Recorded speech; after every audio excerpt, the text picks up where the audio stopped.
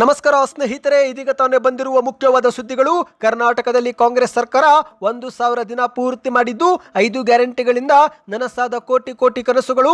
ಇದೇ ಮಧ್ಯೆ ಗೃಹಲಕ್ಷ್ಮಿಯರಿಗೆ ಮತ್ತೆ ಗುಡ್ ನ್ಯೂಸ್ ಕೊಟ್ಟ ಲಕ್ಷ್ಮಿ ಹೆಬ್ಬಾಳ್ಕರ್ ಅವರು. ಎಲ್ಲ ಮಾಹಿತಿಗಳು ಬಂದಿವೆ ಸ್ನೇಹಿತರೆ. ಮತ್ತೊಮ್ಮೆ ರಾಜ್ಯಾದ್ಯಂತ ಬಸ್ ಬಂದ್ ಆಗುವ ಸಾಧ್ಯತೆ.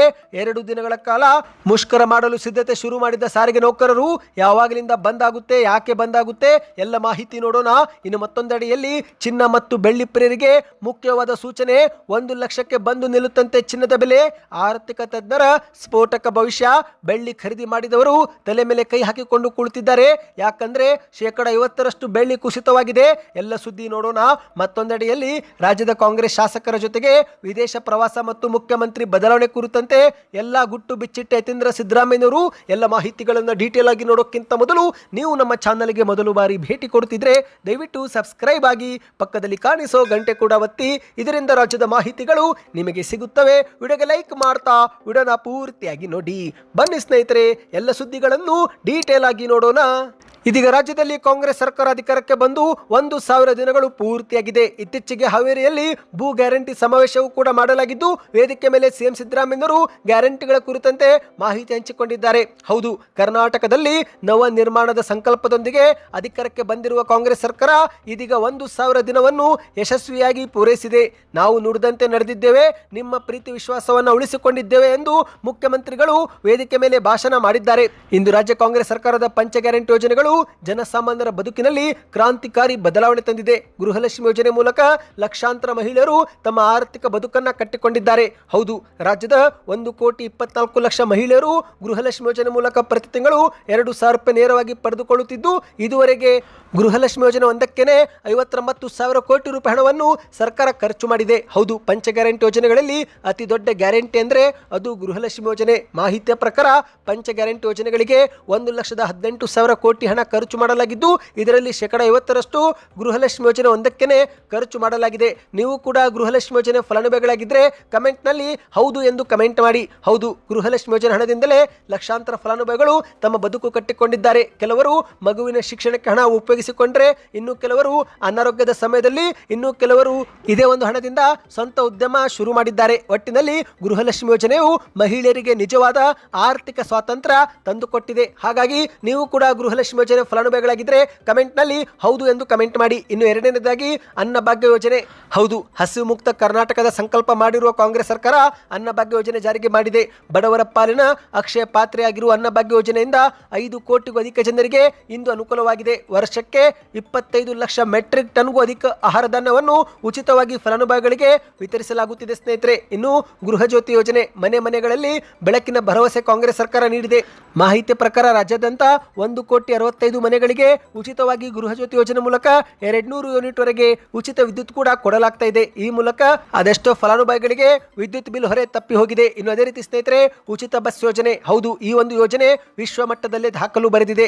668 ಕೋಟಿಗೂ ಅಧಿಕ ಉಚಿತ ಪ್ರಯಾಣ ಮಾಡುವ ಮೂಲಕ ಇತಿಹಾಸವನ್ನೇ ಮಹಿಳೆಯರು ಬರೆದಿದ್ದಾರೆ. ಹೌದು, ನೀವು ಕೂಡ ಮಹಿಳೆಯರಾಗಿದ್ರೆ ಒಂದಿಲ್ಲ ಒಂದು ಬಾರಿ ಖಂಡಿತವಾಗಿ ಉಚಿತ ಬಸ್ ಪ್ರಯಾಣ ಮಾಡೇ ಇರ್ತೀರಾ. ಹೌದಾ ಅಥವಾ ಇಲ್ಲ ಎಂಬುದನ್ನು ನೀವು ನಮಗೆ ಕಮೆಂಟ್ ಮಾಡಿ. ಇನ್ನು ಕೊನೆಯದಾಗಿ ಸ್ನೇಹಿತರೆ, ಯುವ ನಿಧಿ ಯೋಜನೆ ಮೂಲಕ ನಿರುದ್ಯೋಗ ಯುವಕರಿಗೂ ಕೂಡ ಸಹಾಯಧನ ಕೊಡಲಾಗ್ತಾ ಇದೆ. ಪದವಿ ಮಾಡಿದವರಿಗೆ 1,500 ರೂಪಾಯಿ ಮತ್ತು ಡಿಪ್ಲೊಮಾ ಈ ರೀತಿ ಮಾಡಿದವರಿಗೆ 3,000 ರೂಪಾಯಿವರೆಗೆ ಸಹಾಯಧನ ಜಮಾ ಮಾಡಲಾಗಿದೆ. ನೀವು ಕೂಡ ಏನಾದರೂ ಪಂಚ ಗ್ಯಾರಂಟಿ ಯೋಜನೆಗಳಲ್ಲಿ ಲಾಭ ಪಡೆದುಕೊಂಡಿದ್ರೆ, ಯಾವ್ಯಾವ ಗ್ಯಾರಂಟಿ ಲಾಭ ಪಡೆದುಕೊಂಡಿದ್ದೀರಾ ಕಮೆಂಟ್ ಮಾಡಿ. ಇನ್ನು ಬೆಳಗಾವಿಯಲ್ಲಿ ಮಾಧ್ಯಮಗಳ ಮುಂದೆ ಸಚಿವ ಲಕ್ಷ್ಮಿ ಹೆಬ್ಬಾಳ್ಕರ್ ಅವರು ಸ್ಪಷ್ಟನೆ ಕೊಟ್ಟಿದ್ದಾರೆ. ಹೌದು, ಹೈಕಮಾಂಡ್ ತೀರ್ಮಾನಕ್ಕೆ ನಾವೆಲ್ಲರೂ ಬದ್ಧ ಎಂದು ಮಾಧ್ಯಮಗಳ ಮುಂದೆ ತಿಳಿಸಿದ್ದಾರೆ.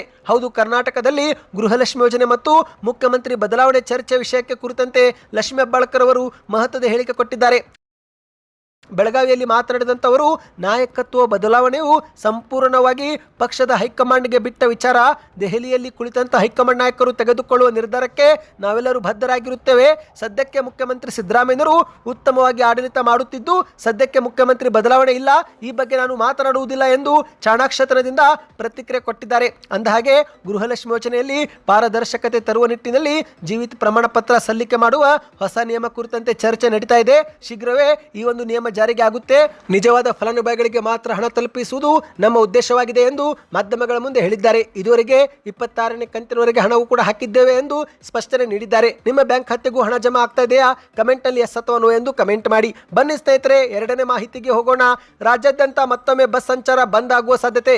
ಹೌದು ಸ್ನೇಹಿತರೆ, ಕೆಎಸ್ಆರ್ಟಿಸಿ ನೌಕರರು ಮತ್ತೊಮ್ಮೆ ಮುಷ್ಕರಕ್ಕೆ ಕರೆದಿದ್ದಾರೆ. 2 ದಿನಗಳು ಬಸ್ ರಸ್ತೆಗಿಳಿಯುವುದು ಡೌಟ್ ಎಂದು ಹೇಳಲಾಗ್ತಾ ಇದೆ. ಹೌದು, ಸಾರಿಗೆ ನೌಕರರ ಬೇಡಿಕೆಗಳನ್ನ ಇದುವರೆಗೆ ಸರ್ಕಾರ ಈಡೇರಿಸಿಲ್ಲ. ಹಾಗಾಗಿ ಮತ್ತೊಮ್ಮೆ ಸರ್ಕಾರದ ವಿರುದ್ಧ ಸಾರಿಗೆ ನೌಕರರು ಸಿಡಿದಿದ್ದಾರೆ. ಈ ಒಂದು ಹಿಂದೆನೆ ಕಳೆದ ತಿಂಗಳು ಜನವರಿ 29ಕ್ಕೆ ಬೆಂಗಳೂರು ಚಲೋಗೆ ಕರೆ ಕೊಡಲಾಗಿತ್ತು.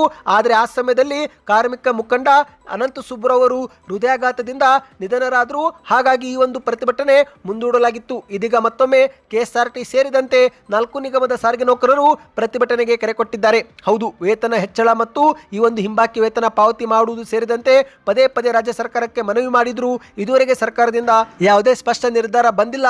ಹಾಗಾಗಿ ಮತ್ತೊಮ್ಮೆ ಕೆಎಸ್ಆರ್ಟಿಸಿ ನೌಕರರು ಇದೇ ಫೆಬ್ರವರಿ 19ರಂದು ಮತ್ತೊಮ್ಮೆ ಪ್ರತಿಭಟನೆಗೆ ಕರೆ ಕೊಟ್ಟಿದ್ದಾರೆ. ಹೌದು, ಸಾರಿಗೆ ನೌಕರರ ಮುಖಂಡ ಅನಂತ ಸುಬ್ಬರಾವ್ ಅವರ ನಿಧನದ ಹಿನ್ನೆಲೆಯಲ್ಲಿ ಬೆಂಗಳೂರು ಚಲೋ ಮುಂದೂಡಿಕೆ ಮಾಡಲಾಗಿತ್ತು. ಇದೀಗ ಮತ್ತೊಮ್ಮೆ ಫೆಬ್ರವರಿ 19ಕ್ಕೆ ಫ್ರೀಡಂ ಪಾರ್ಕ್ನಲ್ಲಿ ಬೆಂಗಳೂರು ಚಲೋಗೆ ಕರೆ ಕೊಡಲಾಗಿದೆ.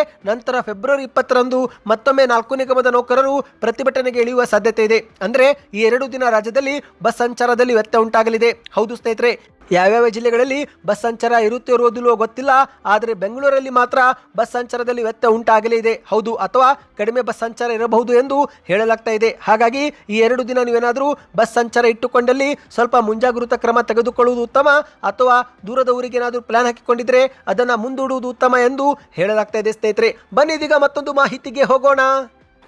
ನೀವು ಕೂಡ ಚಿನ್ನ ಅಥವಾ ಬೆಳ್ಳಿ ಪ್ರಿಯರಾಗಿದ್ದರೆ, ಚಿನ್ನ ಬೆಳ್ಳಿ ಖರೀದಿ ಮಾಡುವ ಹೂಡಿಕೆ ಮಾಡುವ ಯೋಚನೆ ಹಾಕಿಕೊಂಡಿದ್ರೆ ಈ ಮಾಹಿತಿ ನಿಮಗೆ ತುಂಬಾನೇ ಮುಖ್ಯವಾಗಲಿದೆ. ಹೌದು, ಭಾರತದಲ್ಲಿ ಚಿನ್ನ ಬೆಳ್ಳಿ ಪ್ರಿಯರು ಬಹಳಷ್ಟು ಜನ ಇದ್ದಾರೆ. ಅದಕ್ಕಾಗಿಯೇ ಎಷ್ಟೇ ಬೆಲೆ ಏರಿಕೆ ಆದರೂ ಚಿನ್ನ ಮಾತ್ರ ಖರೀದಿ ಮಾಡುತ್ತಲೇ ಇದ್ದಾರೆ. ಹಾಗಾಗಿ ಚಿನ್ನದ ಬೆಲೆಯೂ ಕೂಡ ಏರಿಕೆ ಆಗುತ್ತಲೇ ಇದೆ. ಇದೀಗ ಡಿಸೆಂಬರ್ ಮತ್ತು ಜನವರಿ ತಿಂಗಳಲ್ಲಿ ದಾಖಲೆ ಮಟ್ಟದಲ್ಲಿ ಏರಿಕೆ ಕಂಡಿದ್ದಂಥ ಚಿನ್ನದ ಬೆಲೆ ಫೆಬ್ರವರಿ ತಿಂಗಳ ಆರಂಭದಿಂದಲೂ ಕೂಡ ಭಾರಿ ಇಳಿಕೆಯಾಗಿದೆ. ನೀವೇನಾದರೂ ಚಿನ್ನ ಅಥವಾ ಬೆಳ್ಳಿ ಖರೀದಿ ಮಾಡಲು ಯೋಚಿಸುತ್ತಿದ್ರೆ ತುಂಬಾನೇ ಒಂದು ಉತ್ತಮ ಸಮಯ ಸ್ನೇಹಿತರೆ. ಇತ್ತೀಚೆಗೆ ಸತತವಾಗಿ ಚಿನ್ನ ಕುಸಿತ ಕಾಣುತ್ತಲೇ ಇದೆ. ಹೌದು, ದಿನ ಹೋದಂತೆ ಚಿನ್ನದ ಬೆಲೆ ಇಳಿಕೆ ಆಗುತ್ತಲೇ ಇದೆ. ಇದೀಗ ಚಿನ್ನದ ಬೆಲೆ 1 ಲಕ್ಷಕ್ಕೆ ಬಂದು ತಲುಪುತ್ತಾ ಎಂಬ ಒಂದು ಮಾಹಿತಿ ಮುನ್ನೆಲೆಗೆ ಬಂದಿದೆ. ಹೌದು, ಆರ್ಥಿಕ ತಜ್ಞರು ಈ ಕುರಿತಂತೆ ಸ್ಫೋಟಕ ಭವಿಷ್ಯ ನುಡಿದಿದ್ದಾರೆ.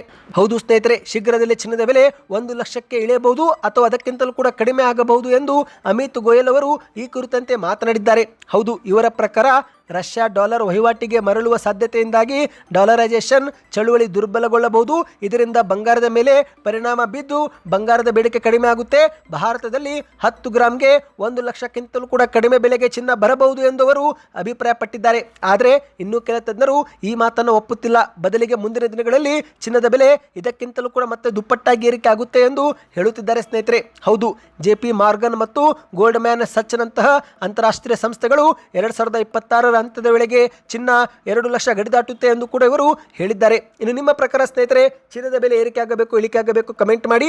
ಆದರೆ ಈಗ ಬೆಳ್ಳಿ ಪ್ರಿಯರು ತಲೆ ಮೇಲೆ ಕೈ ಹಾಕಿಕೊಂಡು ಕುಳಿತಿದ್ದಾರೆ. ಯಾಕಂದ್ರೆ ಬೆಳ್ಳಿ ದೊಡ್ಡ ಮಟ್ಟದಲ್ಲಿ ಕುಸಿತವಾಗಿದೆ. ಹೌದು, 4 ಲಕ್ಷ ಆಸುಪಾಸು ಖರೀದಿ ಮಾಡಿದ್ದವರು ಈಗ ನಷ್ಟ ಅನುಭವಿಸುತ್ತಿದ್ದಾರೆ. ಬೆಳ್ಳಿ ಮಾರುಕಟ್ಟೆಯಲ್ಲಿ ಊಹಿಸಲು ಕೂಡ ಆಗದಂತ ಮಟ್ಟಿಗೆ ಕುಸಿತ ಕಂಡಿದೆ ಸ್ನೇಹಿತರೆ.